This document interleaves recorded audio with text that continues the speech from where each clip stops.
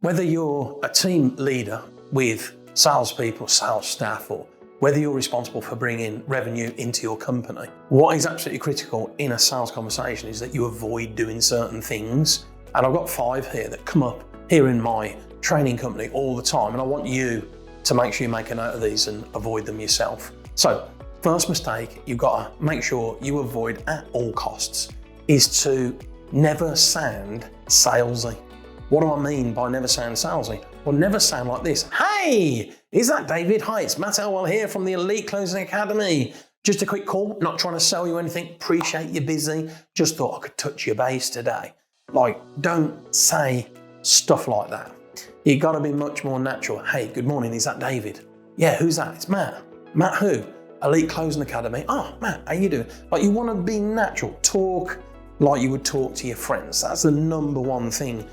You'll know if you're doing this wrong, by the way, because you'll almost put on like another personality, and you'll feel like you need to sound different, and you don't. It's really important that you don't. Number 2, avoid using assumptions and presumptions before you go into a sales conversation. Ask yourself this question: just before I go into a sales conversation, what am I thinking inside here? Now, there are a lot of people just before a conversation who have a little thought in their head that says something like, I hope the other person doesn't pick up. Right, if that's you, how do you think you're going to get on? Well, truthfully, not very well. So again, ask yourself this question: what assumptions are you making that are just not helpful, and eradicate them? Like, stop assuming and presuming you know what the other person's going to say. Also, stop saying things like people like you or businesses like yours. It's really detached. What do you mean businesses like yours? What does that mean? Like, you don't know anything about me yet. So yeah, I think buyers are really wary of anybody that picks up the phone or has a conversation with them where they're being judged, prejudged before you've even asked any questions. So avoid it like the plague. Number 3 is not mentioning money. What I hear all the time is add loads of value first, mention the money later.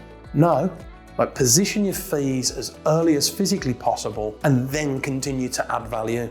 You're demonstrating mastery, you're demonstrating that you're certain and you're happy to be transparent and talk about there is money involved and it's not a bad thing. And that's my style. I'm very much like, look, people say to me, they say, oh, look, Matt, I heard you speak, or, we've been following you for a bit. We'd love to work with you, but we think you're probably too expensive. At that moment in time, I don't avoid the money conversation. I say, look, firstly, thank you for moving towards me. And let me give you a feel for it. Like, my most successful clients invest £50,000 per annum and above, with sales teams and private consultation. And you can get started for as little as £2 or £3 and purchase my book and everything in between. Now you know that, let me ask you a few questions and let's see if we're even a good fit. Position fees, add value, that is the way to do it. Don't do it the other way around. Mistake number 4 is to have a conversation that goes quite well. There's something in it for both parties, and then not agreeing the logical next step properly. So the skill is to make sure that you then agree what happens next, and in between now and then, send them some love, send them some information, share helpful links. Start that process of building a proper relationship as long as somebody's got an interest in your product or service. So when you're thinking about following up and creating next steps, lock them down properly. Use your phone to text them, to email them, and then you actually follow it up. So big mistake is most people that I meet leave it as, oh, I'll wait for you to get back to me, or let me know when you're interested.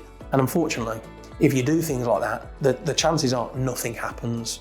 So avoid that mistake. And last but not least is when you get onto a call, it's really important that you realize that your job is not to sell something to somebody every time.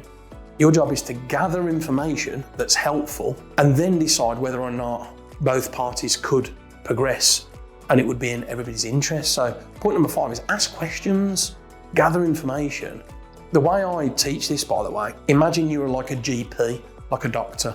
If you hobble into the GPs with a bad leg, the GP doesn't say, sit down, you need heart surgery. They don't do that. They ask you how long have you been limping and like what happened, and they start to gather. And even then, when they've asked questions, and bearing in mind, you don't just tell them everything, it takes a bit of time for you to tell them the truth. Then they might double check, and you might have a blood test, or you might have a scan.